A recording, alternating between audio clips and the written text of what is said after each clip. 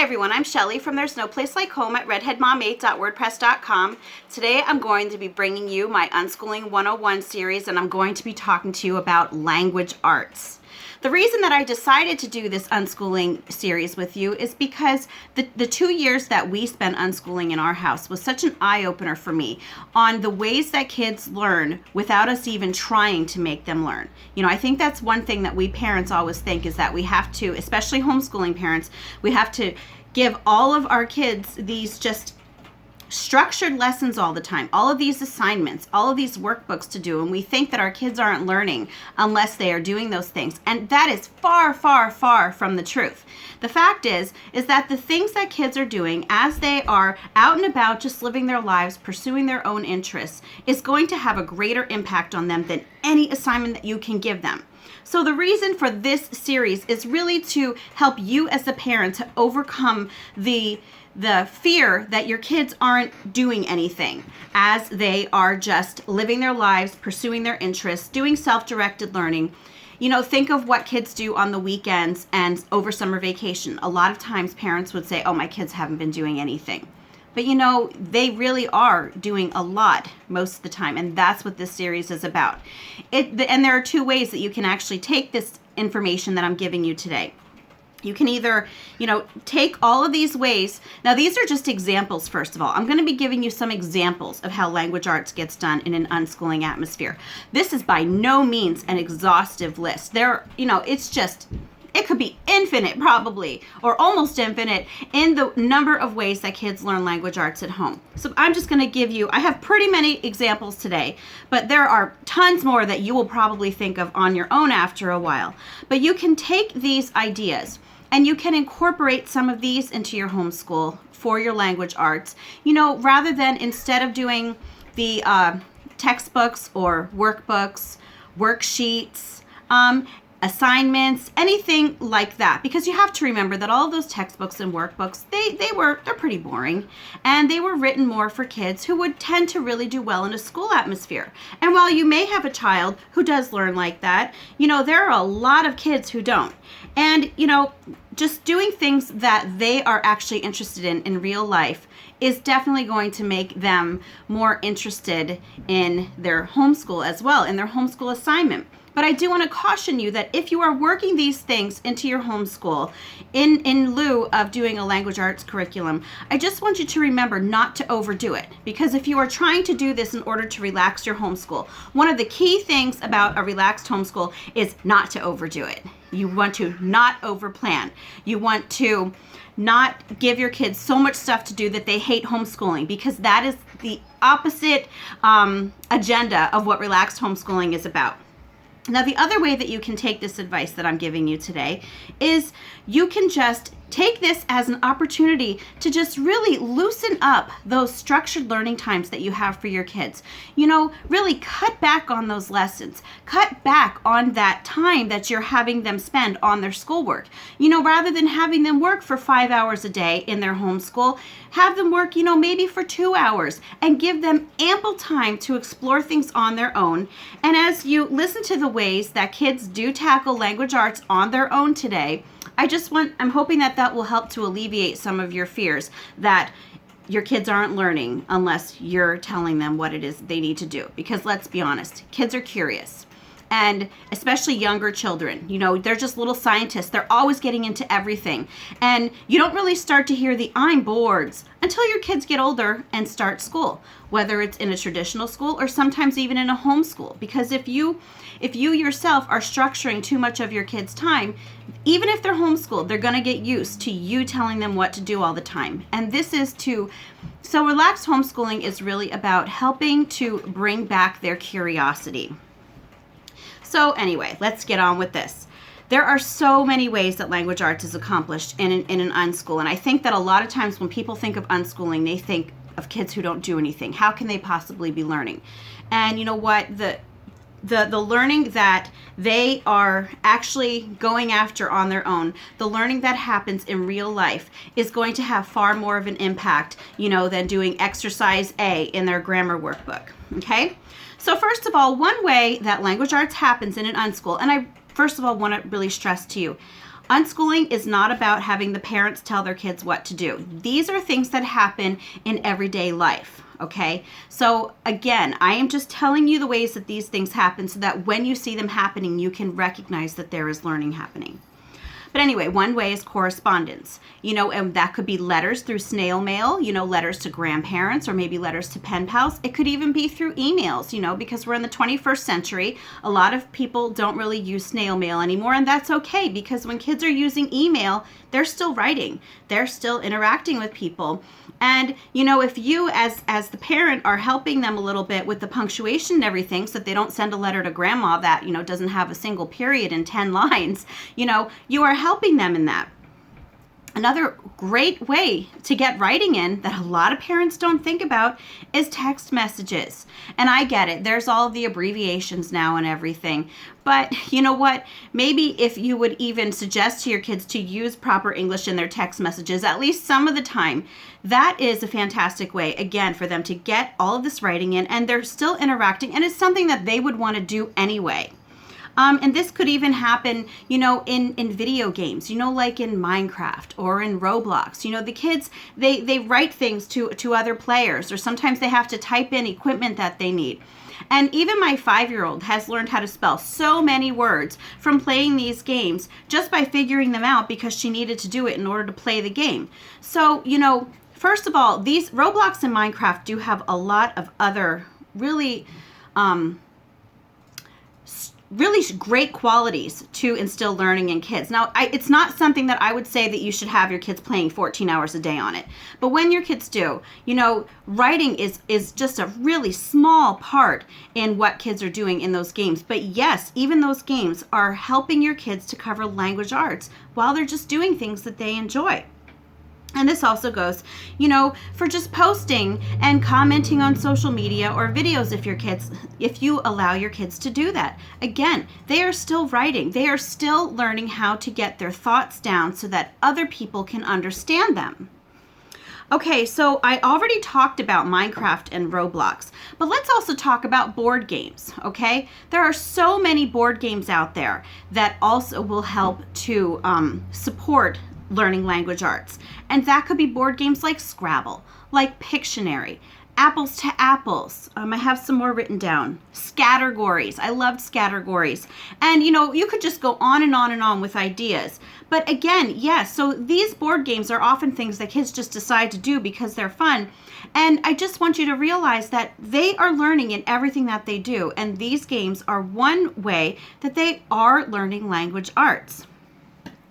Mad Libs, I've talked about this before. Of course, Mad Libs is a great way for kids to learn parts of speech. And besides that, there are also word searches. There are crossword puzzles, cryptoquotes. I don't know if you know what cryptoquotes are. They also used to be, they're called cryptograms, I think so. But they were called cryptoquotes in the newspaper that in our city, just because it's always like a famous quote. And what it is that one letter stands for something else and you have to figure out the code. So that is another thing that your kids might spend their time doing. And, they don't even have to realize that they're learning while they're doing it, So again, this isn't something that unschoolers point out. Like unschooling parents don't say, oh, I really like that you're doing that activity because you're learning when you're doing that. It's not like that at all. Again, this is just to help you with your fears to realize that, yeah, learning is happening in so many things. Some other ways that language arts can be tackled in an unschooling environment is leisurely writing.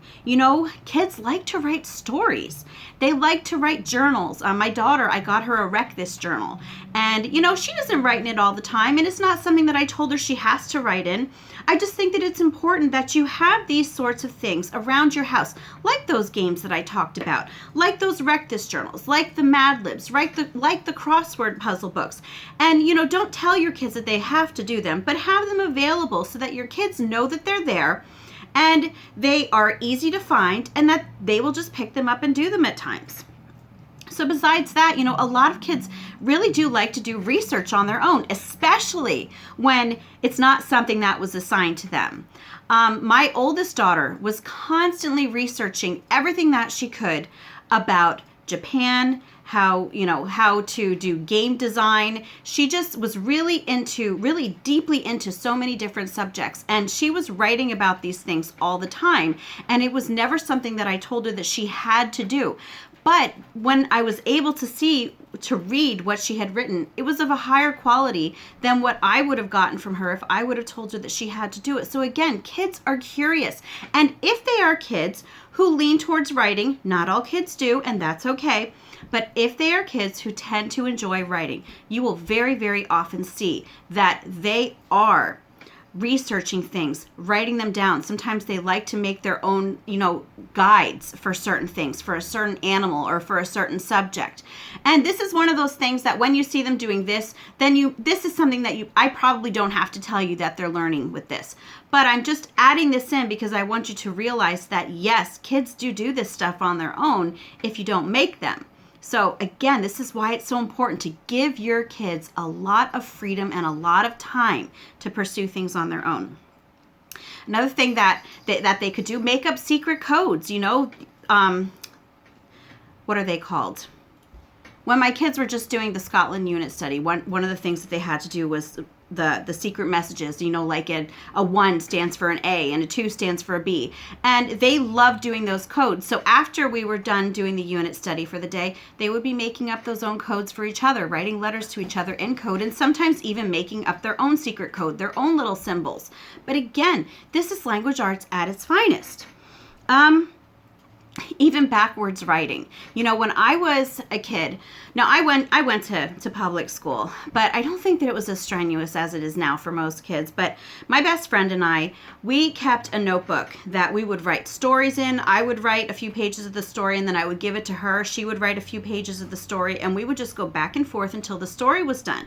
And another thing that we would do in that book is we would write each other notes, but we would write it backwards. It had to be in cursive and it had to be backwards. So, if you would look in the mirror, you would be able to see what it said. Now, I could always just read it when it was backwards, but I know that not everybody can do that. But that was another thing, writing letters to each other backwards. It's just variations on the same thing, things that kids think are fun, and things that a lot of kids are going to come up with on their own without you saying to them, hey, you have to do this today for your language arts assignment.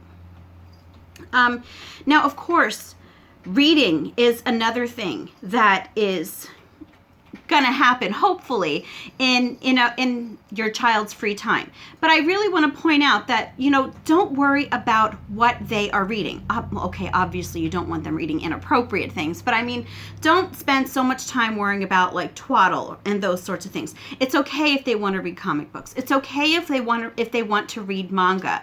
It doesn't matter what it is that they're reading. It only matters that they are reading. So when I was a kid, I liked to read cereal boxes. Yes, I used to read cereal boxes as a child. I even read shampoo bottles. Am I the only one who knew that, who did that? Let me know in the comments if you did that too, because seriously, I used to be able to tell people the ingredients in our shampoo just because I used to read it all the time. I think I was a really strange kid. But anyway, yes, it doesn't matter what they are reading. It only matters that they are reading. So keep that in mind. Now, going back to the writing, which I had just talked about leisurely writing, I forgot to talk to you about business writing. And your kids could start a blog about any subject that they want to. They could write a book, whether it's, a picture book for a younger sibling or a very serious book. I know there's a program, I think it's called NaNoWriMo, and you would have to look it up online. But it's a program that actually helps young people, teens, to write novels. So that is something else that they could be pursuing in their free time. And another great example that I actually have of business writing is someone just messaged me on Instagram and was telling me about a newsletter that is written by a group of, I would say, I'm not really sure of the exact amount, but I would say at least 10 homeschooled teenagers. And they have actually written a newsletter called Home Ed Looks Like This. And you can actually find the download for the newsletters at homeedlookslikethis.wordpress.com. And they also have a Facebook group that I will leave the link in the description box for you to check that out.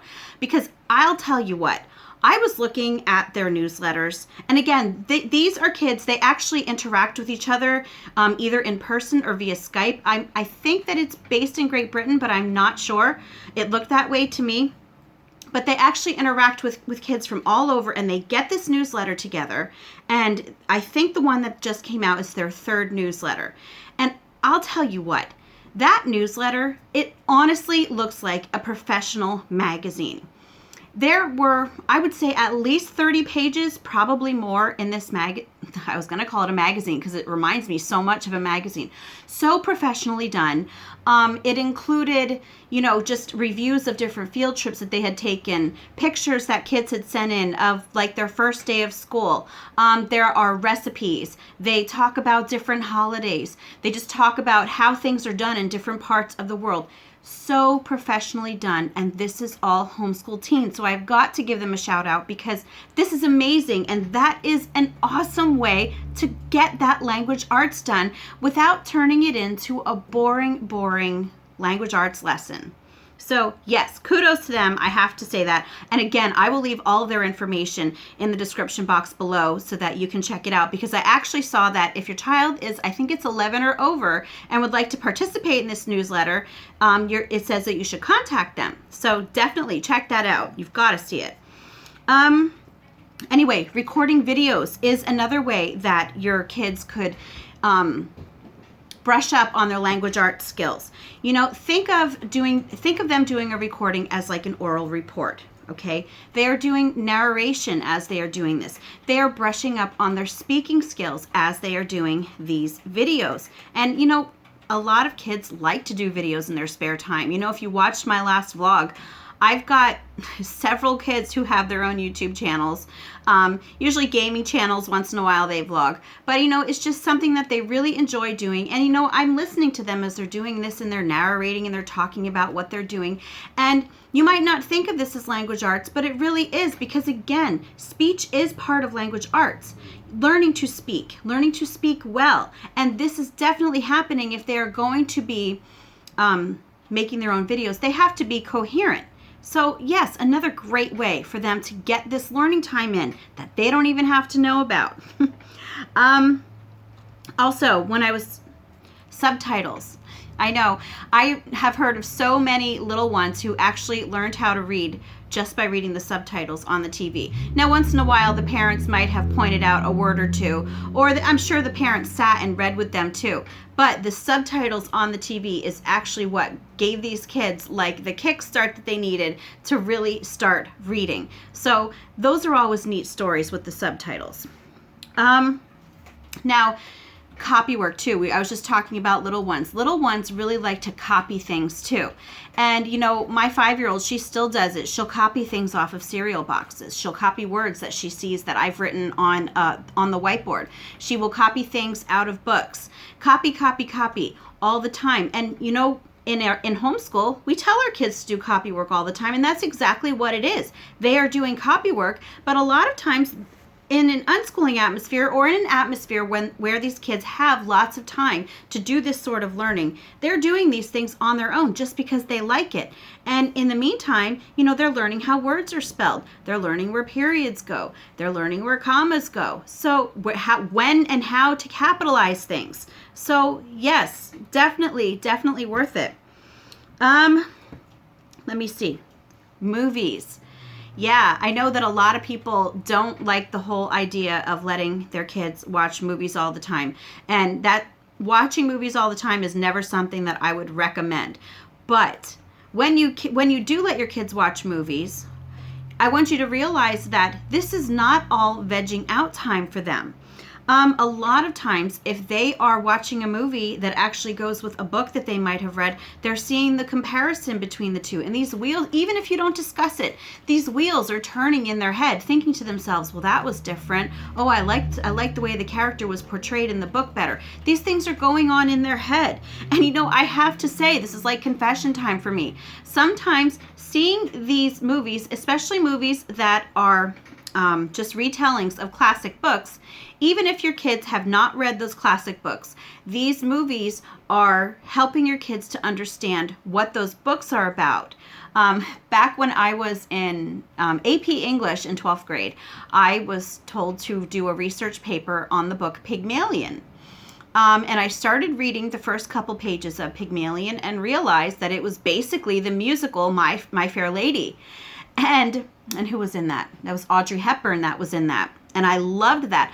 I loved My Fair Lady so much that I actually had the movie memorized when I was like 10. I could sit there and say all the lines with all the actors. So when I saw that Pygmalion was just like My Fair Lady, I didn't even read Pygmalion. Shh, don't tell anyone. And I wrote my research paper based on my knowledge off of My Fair Lady, and I got a 5 on my paper. And 5 is the highest. If you're not sure how AP grading went, I'm not sure if they still do it like this, but when I was in AP English, 5 is the highest you could get. I got a 5 on that research paper, and I never even read the book.